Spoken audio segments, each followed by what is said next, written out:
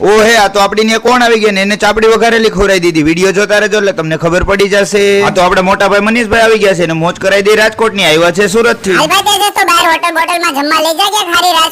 Hotel માં તો એ જમતા જ હોય. મેં તું વઘારી નાખો ચાપડી તો મજા આવી જાય ને. મનીષભાઈ કે પેલા હું સાફ સુફ કરી નાખું પછી તમારો કાર્યક્રમ આગળ વધારો. આપણને કોપી કરવી કોઈની ફાવતી નથી એટલે આપણે જે વઘારીએ એ બરોબર છે એટલે બાકી ચાપડી વઘારેલી એક નંબર બનવાની છે. તમે જોજો.